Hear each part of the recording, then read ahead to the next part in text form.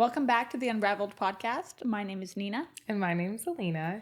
And today, I think I wanted to talk a little bit about renting versus owning. You know, that big, taboo subject that everyone is debating all the time. What's worth it? What's your opinion on generally renting versus owning? So, it's funny. I've always believed, since I've been a realtor, I've always believed that homeownership is always the best option. Never rent if you can. And it's interesting because over the last several years, I've seen a lot of social media topics and conversations in regards to homeownership versus renting. And it's been interesting because, again, my mindset's always been buy a house, never rent if you can.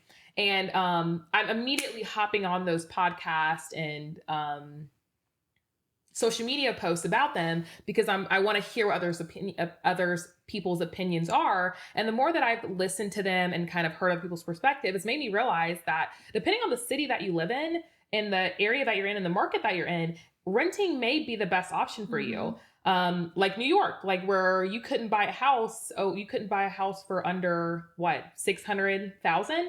And the cost of living is so high there that most people don't make enough money to be able to afford a $600,000 house. They may make enough money to rent a one bedroom, $1,000 a month apartment. I don't think there's anything like that exists in New York, but I'm just throwing an example out there. But for homeownership in New York, it may not be a possibility for a lot of people.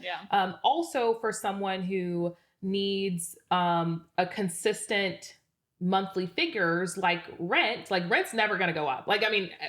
It's going to go up every year, most likely for renewal. But at least that year. Yes, but at least that year, your rent's not going to change. With homeownership, your mortgage can change because of taxes and insurance. And also, even if your mortgage doesn't change, what if your HVAC goes out? What if you have a leak in the roof?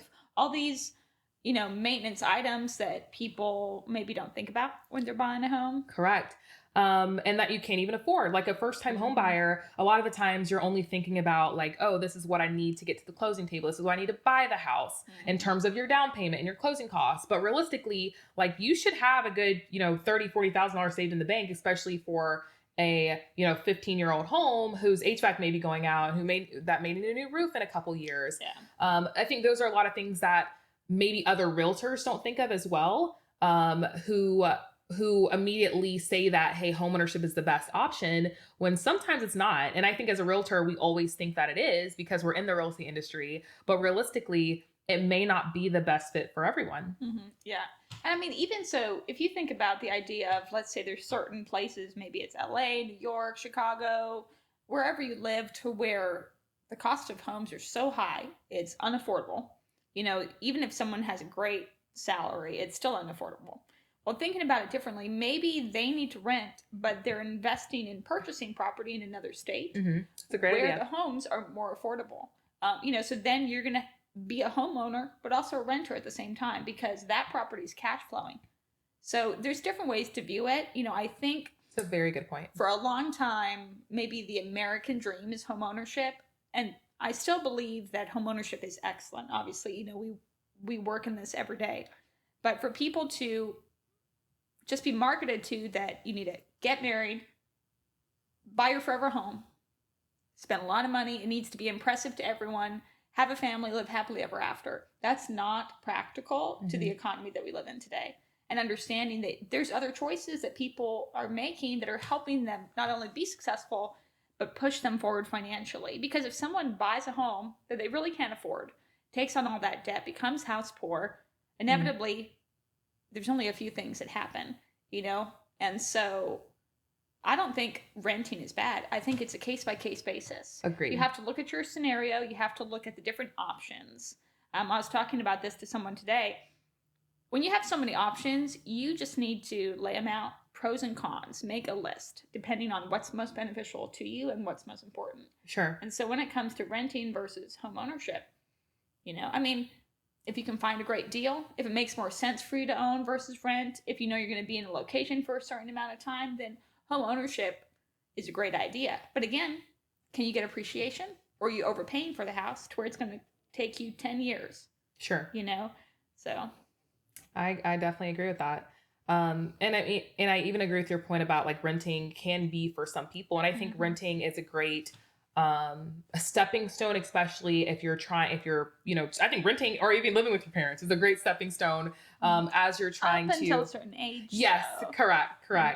But I think it's a great initial stepping stone, especially if you are capable. Like if you live in Georgia, I feel like Georgia's cost of living and the prices of things actually match up a lot better than some states like New York or up north where they don't match up very well. But I think renting is a great, stepping stone in order to, and I think renting way under your budget, especially since it's not going to be your forever place, is even better because in that way you're saving up those extra funds to be able to purchase a home when you get to that point. And then when you're looking to purchase a home, you need to be realistic about what you can afford. Correct. Because you have to remember there's going to be cost. There's going to be things that come up that you don't expect. Things always cost more than you think they do. Things always take longer than you think they do. But I think whether it's movies or social media or family peer pressure, you want to just have this impressive. You want to impress other people. It's all about impressing. Mm-hmm. And that's fine to a certain extent. But if it's to your own detriment and then your family is suffering or you're suffering financially, but everyone, on the outside looks good, but the inside is crumbling, I don't think it's worth it. Buying the worst house in the best neighborhood where you can get appreciation, asking your lender, hey, I qualify for $700,000, but the payment I'm comfortable with is a $350,000 house. That's going to be the smarter decision. I remember the first house that I purchased, it was this rundown little property in a great area, but no one was impressed. They were almost embarrassed by it. I was not embarrassed because it has more than quadrupled in value since I purchased it. So it really just depends. I could have bought a house that I'm still be paying off for, the next 30 years. Sure. It's not making me any money. It's costing me money each month. And just thinking about it differently. So there's renting and there's homeownership. And under both categories, there's different strategies you can do. I encourage people to look at renting versus owning and how you do that as a business decision. Sure. What's going to make you the most money in the long term? What's going to save you the most time, add the most convenience to your life. Yeah. And also save you the most money in the long term as well. 100%. Yeah.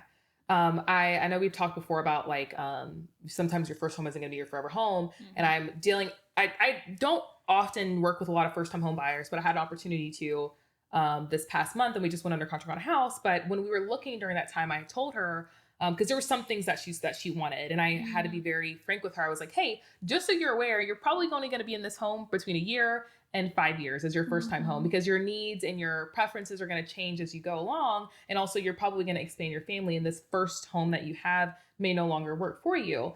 And she was very understanding of that. But when I told her that, her switch clicked that, hey, the things that I'm wanting right now probably are going to change. So she changed her criteria a little bit to fit what she needs over these next couple of years. Yeah. And versus trying to purchase something that's going to be more extravagant and expensive and way above her means. Because she qualified for, I think, $50,000 more than we were looking at. But I also had to have a conversation with her and say, hey, you might have qualified for this amount, but let's figure out what your payments are here versus here and make sure you're comfortable with that. Because keep in mind, they're also going to adjust over the years and you need to be at a comfortable spot where you can handle that adjustment over the next couple of years. Yeah.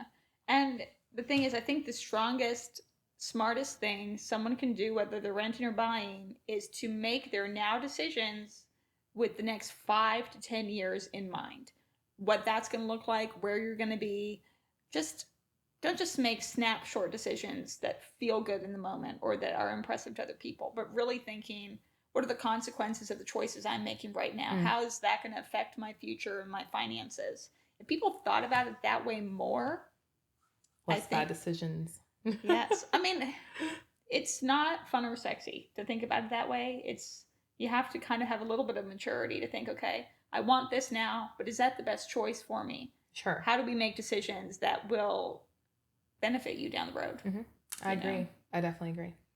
So, well, what do you say if someone comes up to you and asks you, should we rent or should we buy? Or should we buy? We're waiting for the rates to go down. Should we rent first? Because I get that question all the time. I don't. So I'm gonna ask you. What would you say? I was trying to get answers from you. No. I mean, it's situational, but then I try to find out how much you're planning to spend on rent, where they want to live, what makes the most sense. To be honest with you, I don't give them an answer. Usually I help them walk through what makes sense for them. What makes sense. I just ask questions and they tell me, okay, this is what we have saved for a down payment. This is the type of house we need to rent. This is, okay, well, if that's the case, this is what it's going to cost you. The thing about renting is if your toilet goes out, if your power goes out, if the roof caves in, hopefully that doesn't happen, but that's not your expense. That's the expense of the landlord. So generally you have a fixed rate until the rent increases every year or 3 years, however your landlord does it.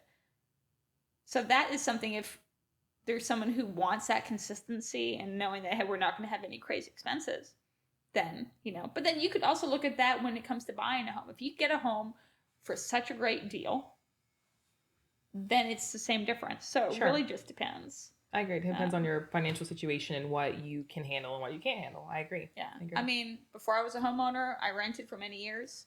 So you see both sides of it. It's very convenient to rent. It's almost just like a no-brainer. It's kind of... It's easy. It is. It's kind of just college life. Even if and don't get me wrong, like I've only owned my home for 2 years, and I loved renting, loved it, but I didn't like my money going out the window either. Yeah. And my what am I trying to say? Like my monthly expenses have doubled being a homeowner, and I expected that to happen. Yeah. But I think there's certainly pros and cons to renting and home ownership in general. But also, yes, I'm paying double in expenses between my mortgage and my utilities, but also I also have equity in my home in the 2 years that I've owned it. So I've already kind of made that money back up with my home ownership. Yeah. So I certainly do think it really just depends on your financial situation and kind of what your plans are. And some people genuinely like renting. Some people don't ever want to be a homeowner, and that's totally fine. Like, don't let society pressure you into thinking you have to own a home. At the end of the day, like if you enjoy renting and you enjoy someone else taking care of your maintenance, then rent. But there are also home ownership options for the same thing, like an HOA community. Like the house that I have is a HOA community, because I always said previously, even as a realtor, I was like, I kind of like renting because I don't have to do any maintenance. I don't have to take care of a lawn. I don't have to take care of my lawn, whatever. But the reality is there's communities where you don't have to. You could live in a condo that's similar to an apartment style and still not have any of those responsibilities or maintenance, but you are paying for them within your, either paying for them separately or paying for them within your mortgage. Yeah. But there's certainly other options for home ownership that's similar to renting if you still want to be a homeowner, but don't want to deal with like some of the home ownership tasks, like cutting your grass. Yeah. I tell people across the board, whether you're a renter or a homeowner that you live in, the home that you own, real estate is an excellent investment. So if someone doesn't want to live in a home that they own, they want to rent, I still encourage them to consider investing in real estate, whether it's in the city they live in or another city or another state, because the return on your investment, number one, with inflation, it's at the very least keeping your investment stable. But typically over the years we see it's growing. Sure. So you can grow your money, you can make passive income. There's a colleague of mine where she bought a property, it was a duplex, lives in one side, rents out the other. Oh, yeah. Again, it's not necessarily, ooh, come look at my 7,000 square foot mansion. But that is a very smart financial decision. And it's her first home. Like, who cares? It makes sense financially for her than trying to be flashy and show people what you have. Because I've seen it time and time again. Someone who lives on one side of a duplex and they're cash flowing and covering all their cost of living practically, versus someone that owns a 5,000 square foot home and has $10,000 in the bank and is about to go to foreclosure. Yeah. It means nothing unless the actual underlying finances are solid. And like you said, I think it has to be a decision for you that makes sense than what makes sense for maybe other people. Because your version of making sense isn't going to be the same as mine. Absolutely. And also I have to make that decision for myself because I know what I need to do than trying to show off what I have to other people. And that's why I talk about it with people. What is most important to you? Because for some people, certain things are more important than others, and that's totally fine. So as we break down what are their priorities, what is most beneficial financially, we typically they will answer their own question. I'll just kind of work through it with them. And they're like, oh yeah, it looks like this is the best choice. And that way, because I think a lot of people say, oh, you're a realtor. Of course you're going to say that you should always buy a home.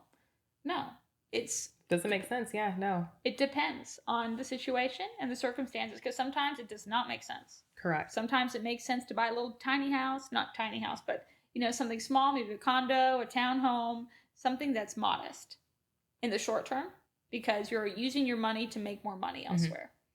This So is it true. really just depends. This is true. So I think that wraps up our time for today. We post a new episode every Wednesday. Thank you for listening and watching. You can follow us on social media.